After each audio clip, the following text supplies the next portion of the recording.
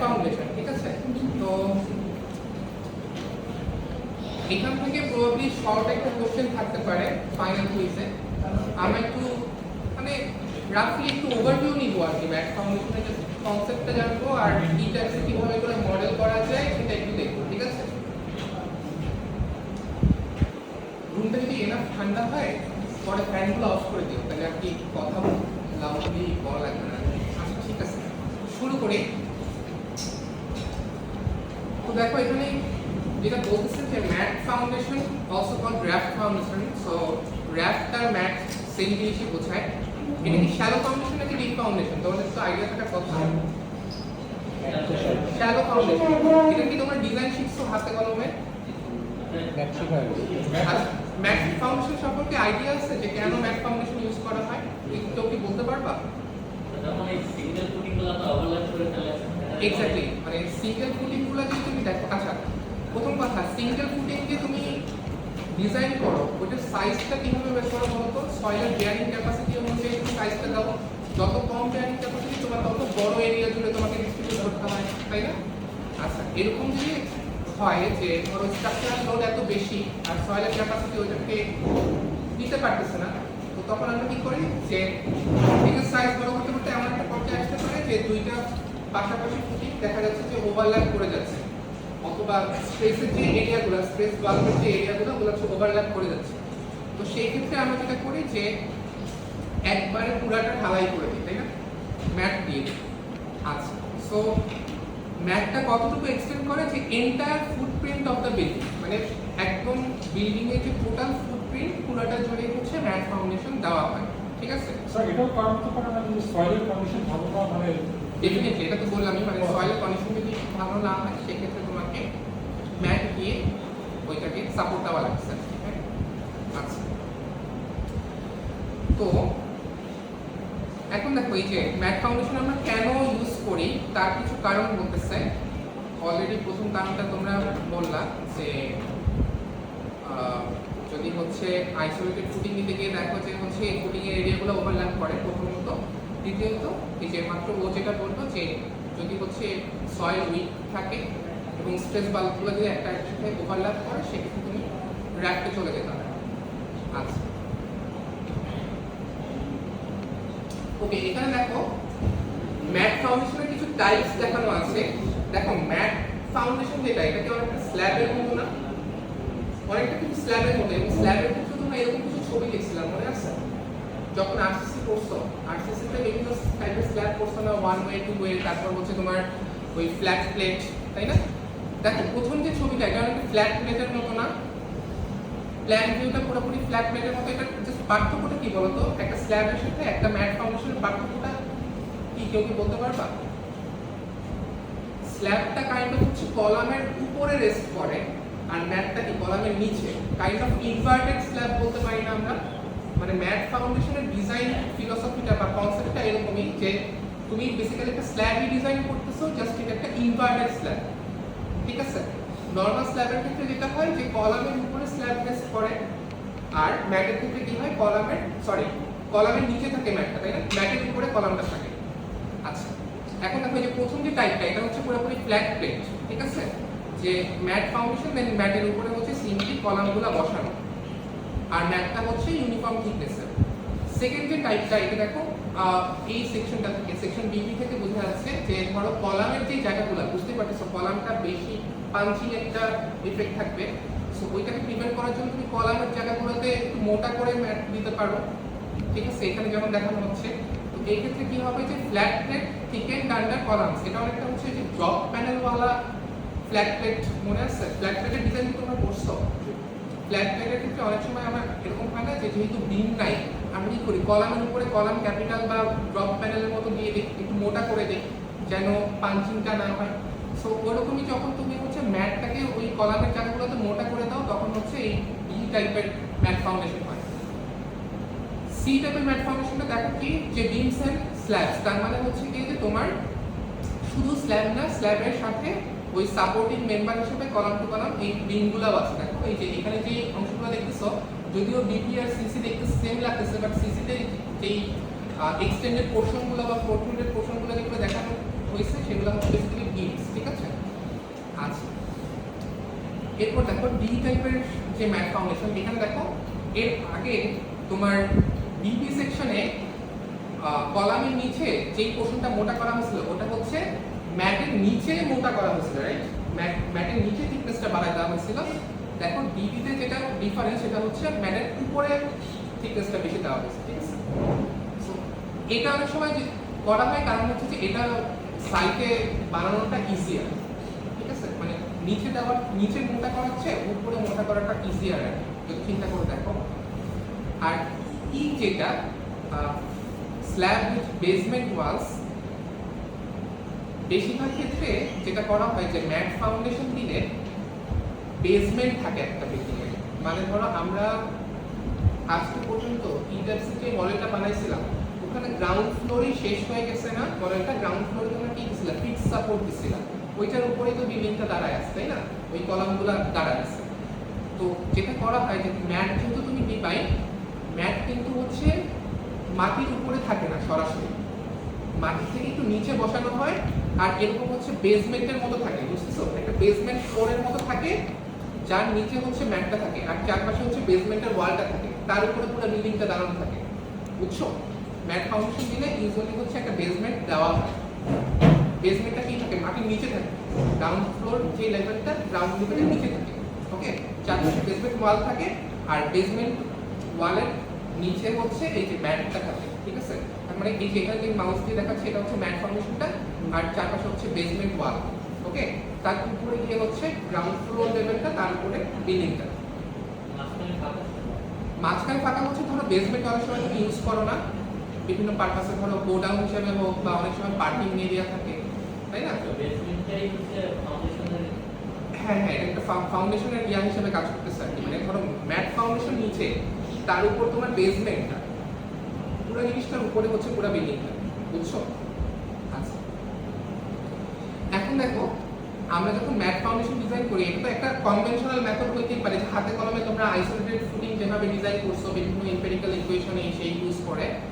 আচ্ছা, এছাড়াও আমরা যেটা করতে পারি যে ইটার্স বা যে কোনো ফাইনাইট এলিমেন্ট সফটওয়্যার দিয়ে হচ্ছে আমরা ম্যাট ফাউন্ডেশনের ডিজাইনটা করতে পারি। এখন কি কি সফটওয়্যার আছে? ধরো অ্যাবাকাস, অ্যানসিস, প্লাক্সিস, এগুলো তো শুনছো হয়তো বা নাম। তো এইগুলা তোমার ইউজ করতে হলে যেটা করতে হয় যে একদম যে ম্যাটেরিয়াল তুমি ইউজ করবা সেই ম্যাটেরিয়ালের একদম মানে পার্টিকুলার ম্যাটেরিয়াল ক্যারেক্টারিস্টিক্স বিভিন্ন ল্যাব টেস্ট করে করে বের করে এনে তোমাকে মডেলে অনেক কিছু ইনপুট দিতে হয়, ঠিক আছে? তো এই এই মানে কমপ্লেক্স ইয়াতে আমরা যাচ্ছি না। আমরা ইটারসি বেসিক্যালি যেটা করব যে আমরা স্প্রিং ধরে ডিজাইন করব, মানে সয়েলটাকে আমরা এরিয়ায় স্প্রিং ধরে চিন্তা করব। বেসিক্যালি হচ্ছে তোমরা সয়েলের সাবগ্রেড মডুলাস, এই কথাটার সাথে কি পরিচিত? কে সাবগ্রেড মডুলাস, মানে চিন্তা করে দেখো যে তোমরা তো ফিজিক্সে বা লাইক তোমাদের কি সয়েল মেকানিক্স তো ছিল, তাই না? বিভিন্ন জায়গায় তোমরা সয়েলের সাথে স্প্রিং এর একটা অ্যানালজি দেখছো না, যে স্প্রিং এর সাথে তুলনা করা যায়।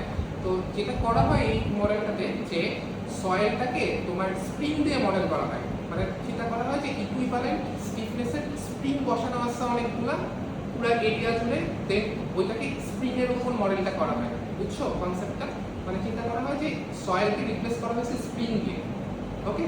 ওই স্প্রিং এর একটা মডুলাস থাকবে, যে মডুলাসের কনসেপ্টটা কি ছিল যে তুমি একক লোড দিলে কতটুকু ডিসপ্লেসমেন্ট হয়, ওটাই কি স্প্রিং এর মডুলাস ছিল না? স্প্রিং কনস্ট্যান্ট ছিল কে, ওইটাকেই এখানে বলা হচ্ছে যে মডুলাস অফ সাবগ্রেড রিঅ্যাকশন, মানে একই কনসেপ্ট, ঠিক আছে? আচ্ছা, সো আমরা ইটারসি যেটা করব যে ম্যাট ফাউন্ডেশনটাকে স্প্রিং এর উপরে মডেল করব আর কি, স্প্রিং এর উপর দাঁড়ায় আছে এরকম ইয়া হিসেবে চিন্তা করব, ওকে? যেহেতু সয়েলের থেকে আমরা প্রপার্টিগুলো নিয়ে আসতে পারতেছি না, তাই না? সয়েলের তো অনেক প্রপার্টি বের করা লাগে, যদি তুমি একদম কোনো ফাইনাইট এলিমেন্ট সফটওয়্যার লাইক প্লাক্সিস বা অ্যাবাকাস ইউজ করছো, সয়েলের অনেক প্রপার্টি তোমাকে ওখানে ইনপুট দিতে হয়, সেটা আর কি আমরা করবো না। এখন দেখো এই যে একটাকে যে বললাম সয়েলের সাবগ্রেড মডুলাস কে বা স্প্রিং কনস্ট্যান্ট যেটা আমাদের এক্ষেত্রে, সেই কে এর ভ্যালুটা কোন সয়েলের জন্য কেমন হয় এটা একটা চার্ট দেওয়া আছে বিএমসিতে। এখন দেখো এই যে প্রথম চার্টটা যেটা প্রথম টেবিলটা, এটা হচ্ছে তোমার for cohesionless soil, basically sandy soil. আর সেকেন্ড যেটা সেটা হচ্ছে কোহিসিভ সয়েলের জন্য বা ক্লেই সয়েলের জন্য।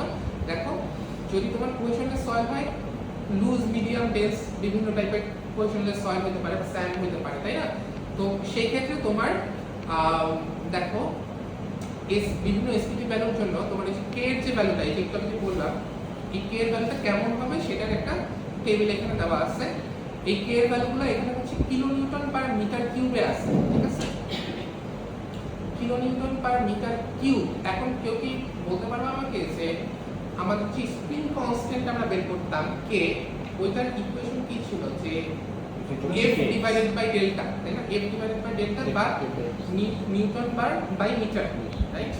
অথবা কিলোনিউটন বাই মিটার। এখন এখানে কিলোনিউটন বাই মিটার কিউব কেন লেখা?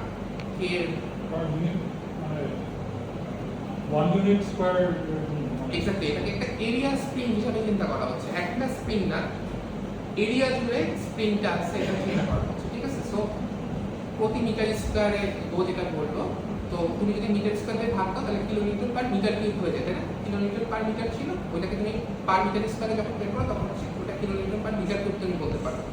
অথবা অনেক সময় লেখে যে kilometre per metre square per metre, ঠিক আছে? আচ্ছা, এখন দেখো এই যে ভ্যালুটা, এটাকে আমরা অনেক সময় আবার হচ্ছে কিপ পার ইঞ্চ কিউব এভাবে করেও লিখতে পারি, অথবা কিপ পার ফিট কিউব এভাবে করেও কিন্তু লিখতে পারি, তাই না? আচ্ছা, ওটা আমাদের সামনে ইউজ হবে। সো কিপ পার ইঞ্চ কিউব যদি হয়, ওটাকে আমরা আবার সম্পর্কে বলে থাকি কেসিআই, কিপ পার কিউবিক ইঞ্চ, ঠিক আছে? কেসিআই যদি কোথাও দেখো তাহলে বুঝে নিবা যে কিপ পার কিউবিক ইঞ্চ বোঝাচ্ছে, আর এসিএফ যদি দেখো তাহলে বুঝে নিবা যে কিপ পার কিউবিক ফিট, ঠিক আছে? ওকে, তো আমাদের নরমালি বাংলাদেশে যে সয়েল টাইপটা, এটা হচ্ছে তোমার 100 থেকে 300 কেসিএফ এর মধ্যে ভ্যারি করে। এটা একটু লিখে রাখতে পারো যে আমাদের বাংলাদেশে মোটামুটি যে সয়েল আছে সেটা হচ্ছে টাইপটা 100 থেকে 300 কেসিএফ এর মধ্যে ভ্যারি করে, কে এর ভ্যালুটা। আচ্ছা, কেসিএফ। আচ্ছা, এখন আসো যে ম্যাট ফাউন্ডেশনের যে ডিজাইনটা করব, আমরা যখন স্ল্যাব ডিজাইন করছিলাম ইটাক্সে, তখন ওটাকে আমরা কি এলিমেন্ট হিসেবে ডিফাইন করছিলাম? শেল এলিমেন্ট না? শেল যে ওটা কি থিন হিসেবে ডিজাইন করছি নাকি থিক হিসেবে ডিজাইন করছি, মনে আছে? থিন শেল হিসেবে ডিজাইন করছি। এবং শেল এলিমেন্ট আসলে কোনটাকে বলা হয় জানো? যেই ম্যাটেরিয়ালের বা যেই বস্তুর ধরো একটা কি থাকে, লেন্থ থাকে, উইডথ থাকে, আর থিকনেস থাকে। থিকনেসটা যদি লেন্থ এবং উইডথ মানে অন্য দুটো ডাইমেনশনের মধ্যে যেটা ছোট, সেটার 1/10 এর থেকেও যদি কম হয় থিকনেসটা, তখন সেটাকে আমরা শেল এলিমেন্ট বলি, ঠিক আছে? সো কোন একটা বস্তুর যদি থিকনেসটা অন্য দুইটা ডাইমেনশনের 1/10 এরও কম হয়, সেটাকে আমরা শেল এলিমেন্ট হিসেবে ডিফাইন করি। এখন নরমাল যে আমরা স্ল্যাব দেই, এই স্ল্যাবের থিকনেস সর্বোচ্চ কত হয়? হয়তো বা 10-12 ইঞ্চ পর্যন্ত যেতে পারে, ঠিক আছে? কিন্তু ম্যাটের যখন তুমি থিকনেস বের করবা, ম্যাটে তো বুঝতে পারছো পুরো বিল্ডিং এর লোডটা আসতেছে, সো ম্যাটের থিকনেস অনেক বেশি হবে। দেখবা যে 50-60 ইঞ্চি চলে আসতেছে তোমাদের ক্যালকুলেশনের সময়। তো এই যে যখন ওটা মানে ঠিক বানায় ফেলতেছো তুমি স্ল্যাবটা, সেই জন্য তুমি যখন ম্যাটটাকে ডিজাইন করবা, ম্যাটটা তোমাকে থিক শেল হিসাবে ডিজাইন করতে হবে, ঠিক আছে? থিক শেল, ঠিক আছে? তোমাদের নরমাল স্ল্যাব হচ্ছে থিন শেল হিসাবে ডিজাইন করছো, ম্যাটটা হবে থিক শেল। আচ্ছা, এখন থিন শেল থিক শেলের মধ্যে অনেক পার্থক্য আছে। থিন শেলের ক্ষেত্রে তোমার ওই যে মনে আছে তোমরা যখন বিমের ইলাস্টিক অ্যানালাইসিস করছো, তোমরা ন্যাপিয়ারস থিওরেম করছিলে যে plane section remains plane after bending, তাই না? এরকম একটা থিওরেম ছিল যে নিউট্রাল অ্যাক্সিসের সাথে পারপেন্ডিকুলার থাকে প্লেনগুলো, তাই না? এটা হচ্ছে শুধুমাত্র থিন শেল এলিমেন্টের জন্য প্রযোজ্য, যেখানে এটা ট্রান্সভার্স শিয়ারটা নেগলিজিবল, ঠিক আছে? আর তুমি যদি থিক শেল হিসাবে ডিজাইন করো কোনো কিছু, সেক্ষেত্রে ন্যাপিয়ারস হাইপোথিসিস আর খাটে না, মানে plane section remains plane after bending এই কথাটার থিক শেলের ক্ষেত্রে প্রযোজ্য না। এবং সেক্ষেত্রে যেটা হয় যে তোমার ওই যে নিউট্রাল অ্যাক্সিসের সাথে প্লেনগুলার পারপেন্ডিকুলার থাকে না, এই যে দেখো এখানে একটা গামা অ্যাঙ্গেল হয়ে গেছে, ওকে? দেখো থিন শেলের ক্ষেত্রে কি হয় যে নিউট্রাল অ্যাক্সিসের সাথে পারপেন্ডিকুলার থাকে প্লেনটা, আফটার বেন্ডিংও সেটা পারপেন্ডিকুলার থাকে, তাই না? আর থিক শেলের ক্ষেত্রে তোমার আফটার বেন্ডিং এটা পারপেন্ডিকুলার থাকে না, ঠিক আছে? এটা প্রযোজ্য না। যাই হোক, একটু বলে দিলাম আর কি থিন শেল থিক শেলের পার্থক্য কি। সোজা কথা আমরা ম্যাটটাকে থিক শেল হিসেবে ডিজাইন করবো। ওকে, আচ্ছা তাহলে ম্যাটের যে ফাউন্ডেশন ডিজাইন করবো এটার কিছু স্টেপস আছে। দেখো প্রথম স্টেপটা হচ্ছে লোড ক্যালকুলেট করা। নর্মাল যে কোনো ফাউন্ডেশন ডিজাইনের ক্ষেত্রে আমরা ফার্স্টে কি করতাম, উপর থেকে কতটুকু লোড আসছে সেটা ক্যালকুলেট করে নিতাম আগে। চিন্তা করে দেখো আমরা যখন ডিজাইন করব তখন ডিজাইনের ইয়াটা হচ্ছে আমরা উপর থেকে নিচে নামি বিল্ডিং, কিন্তু যখন আমরা কনস্ট্রাকশন করি তখন আবার আমরা নিচ থেকে উপরে উঠি, তাই না? ডিজাইনের কিন্তু উল্টা, কনস্ট্রাকশনের উল্টা। সো আমরা ফার্স্টে উপর থেকে নিচে নামছি, ফার্স্টে উপর থেকে লোড ক্যালকুলেট করে করে যে ফাউন্ডেশন কতটুকু লোড আসবে সেটা আগে আমাকে বের করতে হয়। বের করার পরে আমাদের কিন্তু ওই সয়েলটাকে ইনভেস্টিগেট করতে হয় যে ওই সয়েলের অ্যালাউয়েবল বেয়ারিং ক্যাপাসিটি কতটুকু, তাই না? ওইটার উপর ডিপেন্ড করে কিন্তু আমরা এরিয়া নির্ধারণ করতাম, মনে আছে কিনা? ফুটিং এর এরিয়া কতটুকু দিব সেটা হচ্ছে সয়েলের অ্যালাউয়েবল বেয়ারিং ক্যাপাসিটি থেকে কিন্তু আমরা চিন্তা করতাম। আচ্ছা, এরপর দেখো যে determine the size and thickness. ওই যে মনে আছে না যে আমরা থিকনেস বের করতাম ফুটিং এর। ধরো ফুটিং এর তো একটা এরিয়া পেয়ে গেলাম। আইসোলেটেড রিজিড ফুটিং এর কিন্তু তোমরা যেটা করছো যে লোড থেকে তোমরা সয়েলের বেয়ারিং ক্যাপাসিটি চিন্তা করে একটা এরিয়া বের করতাম, কত এরিয়ার তুমি ফুটিং দিবা। দেন তুমি কি করতাম, থিকনেস বের করতাম। থিকনেস বের করার সময় তোমরা কিসের বেসিসে বের করতাম? পাঞ্চিং শিয়ারের বেসিসে। মনে আছে ওই যে 2 ওয়ে শিয়ার 1 ওয়ে শিয়ার তুমি চেক করতা যে তুমি যেটা থিকনেস দিলা ওই থিকনেস কি তোমার এই পাঞ্চিংটা বা বিম শিয়ারটাকে প্রিভেন্ট করতে পারবে কিনা। যদি প্রিভেন্ট করতে পারে তো থিকনেস তোমার ঠিক আছে, আর যদি প্রিভেন্ট করতে না পারে তখন তুমি আবার থিকনেস বাড়াই দিতে পারো, তাই না? বাড়ায় আবার চেক করতে। তাহলে ওই শিয়ারের ক্রাইটেরিয়া থেকেই হচ্ছে তুমি থিকনেসটা ডিটারমাইন করবা। ম্যাটের ক্ষেত্রেও এটা সত্যি। ওকে, এবং এটা এই জন্যই করা হয় যে তোমার যেন শিয়ার রিইনফোর্সমেন্ট দেওয়া না লাগে। আমরা ফাউন্ডেশন হচ্ছে শিয়ার রিইনফোর্সমেন্ট আলাদা করে দেই না। খেয়াল করছো কিনা? শিয়ার রিইনফোর্সমেন্ট কিন্তু ফাউন্ডেশনে আমরা দেই না। তো দেই না কেন? কারণ আমরা কংক্রিটটাকে এত ঠিক দেই যেন শিয়ারটাকে ওই কংক্রিট নিজেই নিয়ে নিতে পারে। আমাদের জন্য আলাদা করে শিয়ার রিইনফোর্সমেন্ট দেওয়া না লাগে। ওকে, আচ্ছা এরপরে হচ্ছে ডিটারমাইন দ্য রিইনফোর্সমেন্ট। রিইনফোর্সমেন্টের ক্যালকুলেশন আমরা কিভাবে করতাম? প্রথমত আমাদের একটা মিনিমাম রিইনফোর্সমেন্টের ক্রাইটেরিয়া থাকতো 0.0018 বিটি, তাই না? ওই যে 60 কেএসআই রড যদি আমি ইউজ করি ওইটা একটা মিনিমাম ক্রাইটেরিয়া থাকে। আর এক্সট্রা রড লাগতেও পারে নাও লাগতে পারে। ওটা কিসের বেসিসে? মোমেন্টের বেসিসে। মোমেন্ট যদি বেশি হয় তাহলে আমার এক্সট্রা রড দিতে হবে। আর মোমেন্টের ক্যালকুলেশন থেকে যদি আমার দেখা যায় যে মিনিমামটাই কভার করে যায় তাহলে আমি মিনিমামটা দিয়ে ওকে। আচ্ছা, দেন হচ্ছে তোমার নেসেসারি ডিজাইন ডিটেইলস করতে হয়। ম্যাটের ডিজাইন ডিটেইল অনেক ইজি, যে তুমি দেখা যাবে যে ম্যাটের ক্ষেত্রে বেশিরভাগ ক্ষেত্রে তোমার মিনিমাম রিইনফোর্সমেন্ট দিয়েই হয়ে যায়, ঠিক আছে? আচ্ছা, এখন দেখো ম্যাটটাকে তুমি কোন কোন লোড কম্বিনেশনের জন্য চেক করবা। আমরা কিন্তু যখন ফাউন্ডেশন ডিজাইন করি তখন দুইটা জিনিস আমাদের জন্য খুবই ইম্পর্টেন্ট। একটা হচ্ছে বেয়ারিং ক্যাপাসিটি আর দ্বিতীয়টা হচ্ছে সেটেলমেন্ট। হ্যাঁ, এখন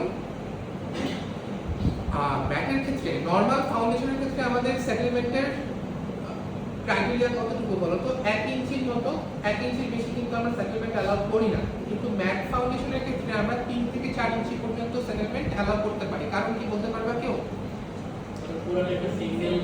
এক্স্যাক্টলি, আমরা আমাদের মেইন শত্রু কিন্তু ইউনিফর্ম সেটেলমেন্ট না, ডিফারেনশিয়াল সেটেলমেন্ট। তো আমাদের যখন আইসোলেটেড রিজিড ফুটিং নিতাম তখন দেখা যেত একদিকে পিচ পড়ে গেছে বা একদিকে সয়েল উপর এদিকে নেমে গেছে কিন্তু অন্যদিকে নামে নাই। ডিফারেনশিয়াল সেটেলমেন্ট হইতো, স্ট্রেস জেনারেট হইতো, বিল্ডিং এর 12টা বাজে যেত।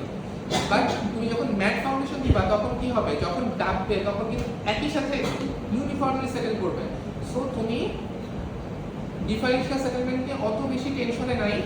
তুমি 3 থেকে 4 ইঞ্চি পর্যন্ত সেটেলমেন্ট অ্যালাউ করতে পারো, এর থেকেও বেশি অ্যালাউ করতে পারো স্ট্রাকচারালি, কোনো সমস্যা নেই। কিন্তু ঝামেলাটা কখন হবে? যখন তুমি হচ্ছে বিভিন্ন পাইপ কানেক্ট করবা ওয়াটারের, গ্যাসের, তাই না? ওগুলো যদি যদি বেশি সেটেলমেন্ট হয়ে যায় ওই পাইপগুলো ড্যামেজ হয়ে যাবে। বিল্ডিং এর ধরো এমন হতে পারে, এরকম বিল্ডিং দেখছি কিনা আমি জানি না, বাসাবো এলাকাতে আমি দেখছি যে তোমার সয়েল খুব খারাপ ছিল, বিল্ডিং অনেক পুরানো, আস্তে আস্তে ওটা ডেবে ডেবে একতলা পুরোটাই মাটির নিচে চলে গেছে।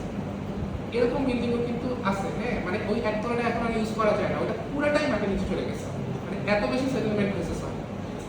সো এরকম কিন্তু ঘটে।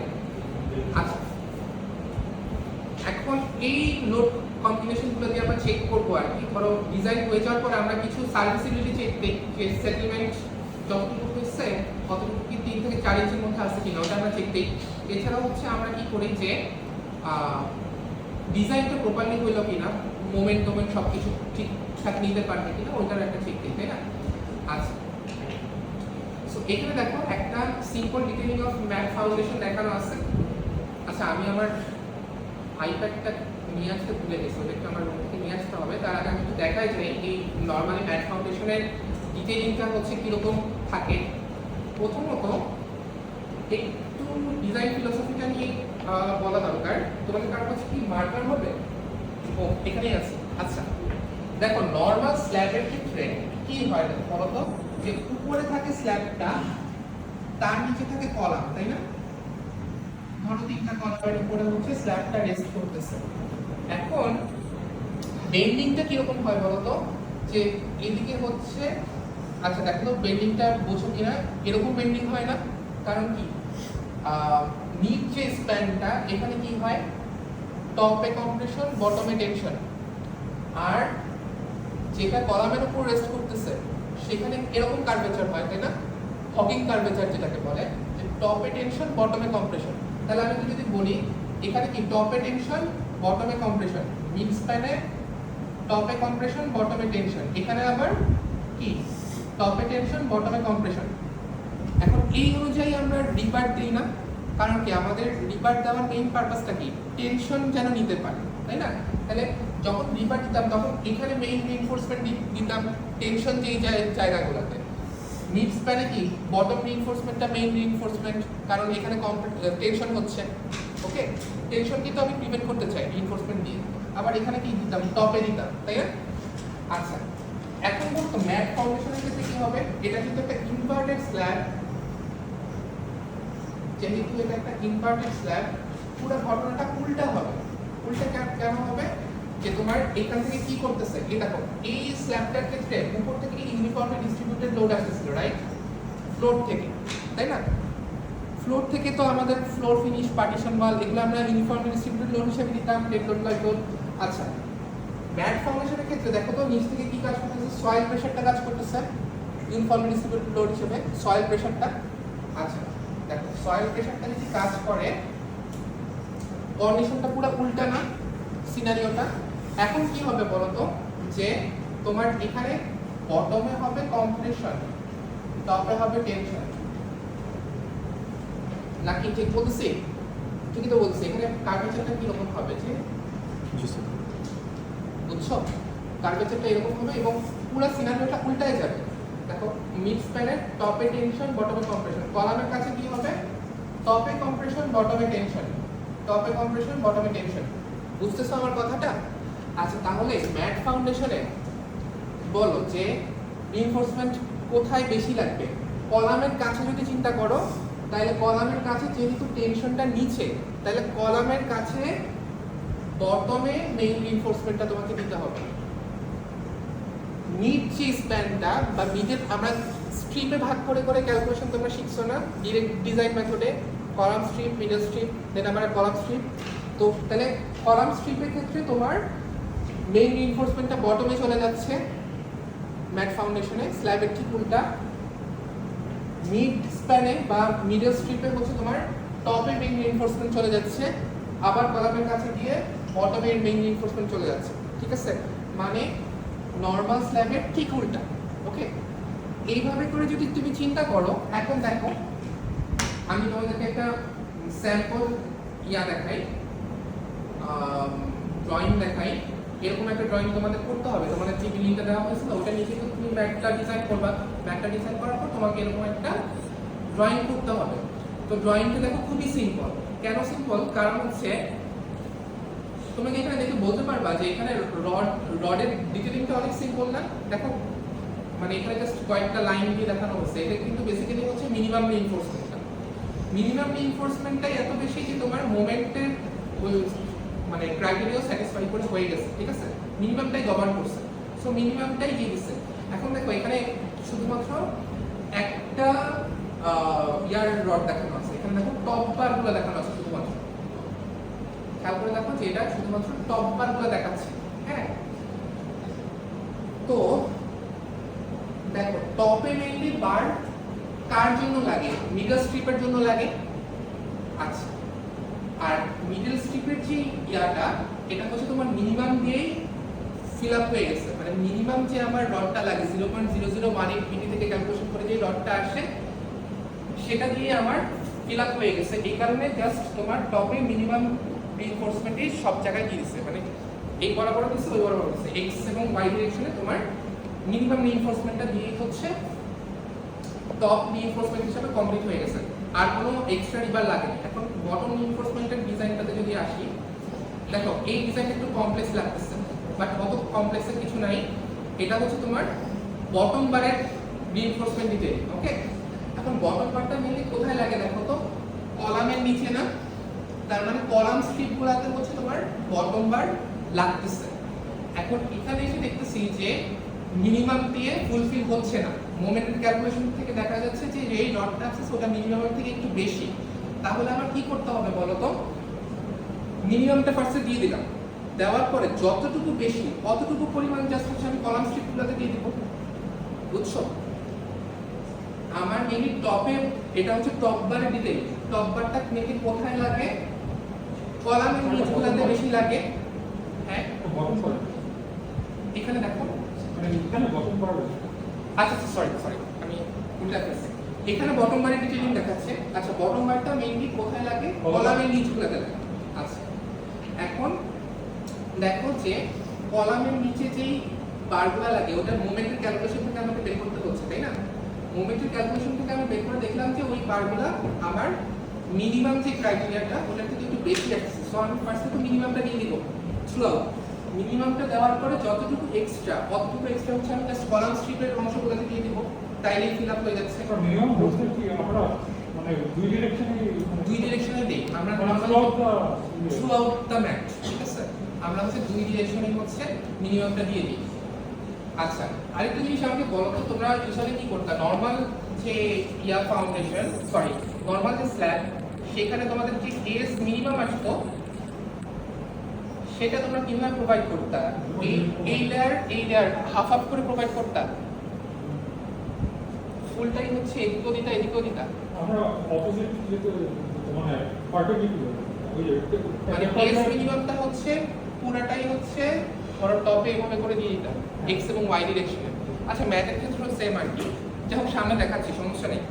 এই বিষয়টা কি বুঝছো যে যেহেতু হচ্ছে তোমার বটমটা মেইনলি কলামের নিচে দরকার, তো ক্যালকুলেট করে দেখলে যে তোমার কলামের নিচে ওই বারটা মিনিমামকে এক্সিড করে যাচ্ছে, তুমি জাস্ট যেটা করতেছো যে ফার্স্টে তুমি এই যে ইউজুয়াল যে লম্বা বা আড়াআড়ি যে দাগগুলা এগুলা হচ্ছে তোমার মিনিমাম রিইনফোর্সমেন্টটা দেখানো আছে, ঠিক আছে? মানে সলিড লাইনগুলা। হ্যাঁ এখন দেখো একটা পার্টিকুলার কলামে যদি আমি ফোকাস করি, দেখো একটা পার্টিকুলার যদি একটা কলামে ফোকাস করি, দেখো এই যে ড্যাশ লাইনগুলো যে দেখতে পাচ্ছ এগুলা কিসের লাইন বলতো, স্ট্রিপের লাইন, ওই যে কলাম স্ট্রিপ মিডল স্ট্রিপে ভাগ করছে।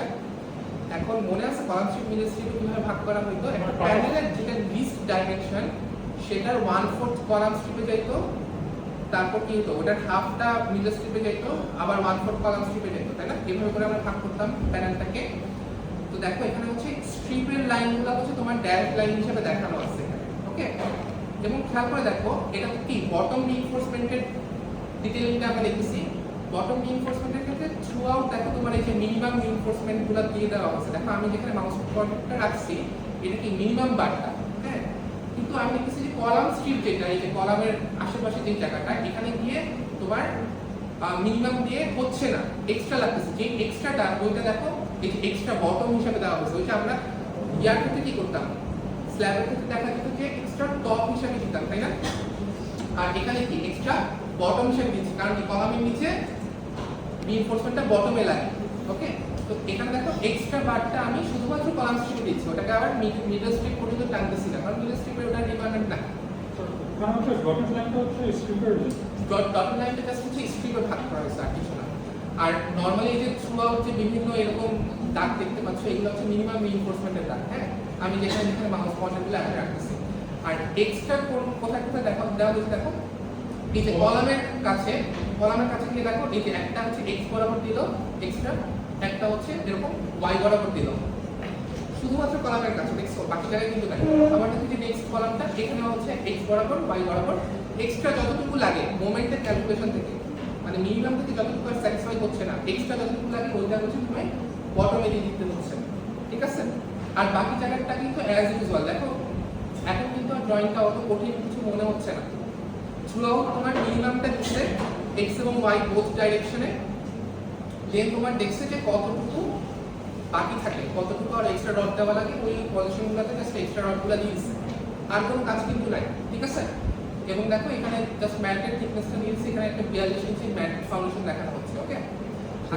স্ট্রিপগুলো এরকম কেন, মানে যে একটা ডটের লাইন খুব কাছে আর একটা হচ্ছে অনেক দূরে? ওই প্যানেলের সাইজের উপর ডিপেন্ড করতেছে, প্যানেলের সাইজ আবার ভ্যারি করছে, বুঝছো? প্যানেল কোন একটা পার্টিকুলার প্যানেলের যে লিস্ট ডাইমেনশনটা ওটার 1/4 হচ্ছে কলাম স্ট্রিপ, ওইভাবে করে ডিজাইন করতে হতো না।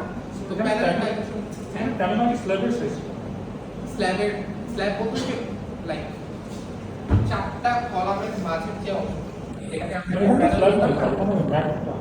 হ্যাঁ এটা হচ্ছে ম্যাটের যে প্যানেল। ধরো এতটুকু আমরা একটা প্যানেল করতাম, তাই না? ধরো এটা হচ্ছে L1, এটা হচ্ছে L2, L2 যদি লেস দেন L1 হয় তাহলে L2 এর 1/4 কে আমরা কলাম স্ট্রিপ ধরতাম, মনে আছে? আচ্ছা, যাও এই ডিটেইলিংটা আমরা সামনে আসবো আবার। এখানে দেখো বলে দিচ্ছে, দেখো এ যেটা এই কোণটা দেখো, এই যে এখানে ডটের দিয়ে দেখানো আছে, এই হচ্ছে তোমার ওয়াই বরাবর যে বারগুলো টানা হচ্ছে এটা হচ্ছে মিনিমাম রিইনফোর্সমেন্ট থেকে আসছে। দেখো 20 millimetre phi at that 6 inch centre to centre. হ্যাঁ, আবার দেখো বি কোণটা যেটা কিনা তোমার এক্স বরাবর টানা হয়েছে, যে বারটা যে এখানে বি দেখানো আছে ডটগুলো দিয়ে, সেটা হচ্ছে তোমার, সেটাও কিন্তু কত 20 millimetre phi at that 6 inch centre to centre. তার মানে এটা হচ্ছে মিনিমাম গুলা, হ্যাঁ, যেটা একটু আগে বললাম। আর সি যেটা দেখো, সি গুলা কোথায় দেওয়া আছে, ওই যে একটু আগে যেটা কলাম স্ট্রিপ দেখাইছি, ধরো একটা কলাম স্ট্রিপ এখানে ধরো ফোকাস করি, যে এই যে এক্সট্রা ডটটা এটা হচ্ছে সি, এই সিটা হচ্ছে ওই মোমেন্টের ক্যালকুলেশন থেকে যে এক্সট্রাটা লাগে, এখানে দেখো 20 মিলিমিটার ফাই একটা করে দেওয়া হচ্ছে, একটা করে বার বসাইলে এখানে হয়ে যাচ্ছে, হ্যাঁ, মানে একটা করে এক্সট্রা টপ এক্সট্রা বটম দিলেই এখানে মোমেন্টের ক্রাইটেরিয়া ফিল আপ হয়ে যাচ্ছে। আচ্ছা, তো থিওরিটিক্যাল কথাবার্তা এতটুকুই। আমি একটু হচ্ছে আমার রুম থেকে আমার আইপ্যাডটা নিয়ে আসি, তোমরা ওই যে যার ল্যাপটপটা আনছো একটু কানেক্ট করো, আর হচ্ছে ওই তোমাদের লাস্টলি যতটুকু করা হয়েছিল মডেলটার, ওই মডেলটা একটু অন করো, আমি ওটার মধ্যে ম্যাটের বাকি কাজটুকু করবো। এক্সট্রা বটমটা, আচ্ছা ঠিক আছে, আমি আবার একটু বলি। ওকে, আমি কি ওই ছবিটা দেখা বলবো নাকি হচ্ছে ছবিটা দেখা কি সেটা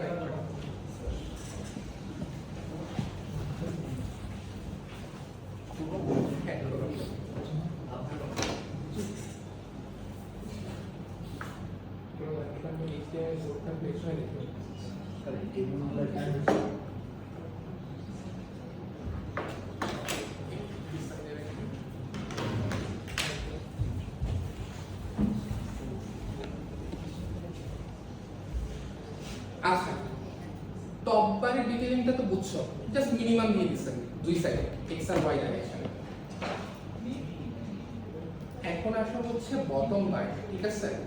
স্যার বটম বার এক্সট্রা দিচ্ছে, এটুকু সমস্যা নেই, সমস্যা হচ্ছে কতটুকু লেন্থ জুড়ে দিই, কতটুকু লেন্থ জুড়ে দিবা সেটা হচ্ছে তোমার কলাম স্ট্রিপের যতটুকু ততটুকু। দেখো এই যে কলাম স্ট্রিপটা দেখানো আছে, খেয়াল করো, কলাম স্ট্রিপটা হচ্ছে কি আমাদের একটা প্যানেলে লিস্ট যে ডাইমেনশনটা, সেই ডাইমেনশনের 1/4 ডানে 1/4 হচ্ছে বামে, ঠিক আছে? তার মানে হচ্ছে বেসিক্যালি হচ্ছে ওই L/2 পরিমাণ কি কলামের দুই সাইডে থাকে, তাই না? কলাম স্ট্রিপের কনসেপ্টটা তো এটাই। এখন দেখ কলাম স্ট্রিপ যতটুকু ঠিক ততটুকুই তুমি রিবারটা টানতেছো, ওকে? এখনো বুঝছো নাই? এখন বুঝছো শিওর? আবার ওই সাইড থেকে তুমি দেখো কলাম স্ট্রিপ হচ্ছে কতটুকু L/4 এদিকে, তাই না? তো তুমি হচ্ছে শুধুমাত্র এই কলাম স্ট্রিপের অংশটুকু টানতেছো। দেখো এই কলামটার ক্ষেত্রে যদি তুমি খেয়াল করো, তাহলে এই কলামটার বাম যদি তুমি কলাম স্ট্রিপ চিন্তা করো L/4 পরিমাণ, তাই না? তুমি জাস্ট হচ্ছে L/4 পরিমাণই হচ্ছে ওই রডটা টেনে দিচ্ছ। এক্সট্রা। তুমি ক্লিয়ার হয়েছো? জি স্যার। ওকে। সমস্যা নেই। তোমার কি USB-C আছে? সিতে কানেক্ট হচ্ছে না। আচ্ছা। এই স্টেপটা